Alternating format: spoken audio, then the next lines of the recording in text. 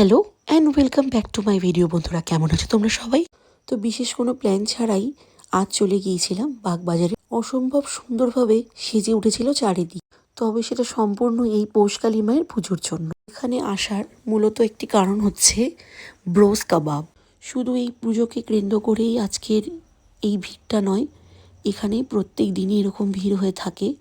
আশেপাশে অনেক দোকান থাকলেও ব্রোস কাবাব নিজের একটা আলাদাই জায়গা করে নিয়েছে। তো এখান থেকে আমরা আজকে নিয়েছিলাম মালাই টিক্কা কাবাব আর লাহোরি কাবাব। তো দুটোই অসম্ভব ভালো ছিল। তোমরা এদিকে কেউ আসলে অবশ্যই এটা ট্রাই করো। আর ব্রোস কাবাবের পাশেই ছিল ওয়েফেলের এই স্টলটা। রিজনেবল প্রাইসের মধ্যে ওরা বিভিন্ন রকম ওয়েফেল এখানে বানাচ্ছিল। তো সেখান থেকেই চকোচিপ ওয়েফেলটা আমরা নিয়ে নিয়েছিলাম। সত্যি বলতে কি, তোমরা যদি বেস্ট ওয়েফেল পেতে চাও তো বেলজিয়ানেরটা খুব ভালো, বাট এটাও খুব খারাপ ছিল না, মোটামুটি ভালো।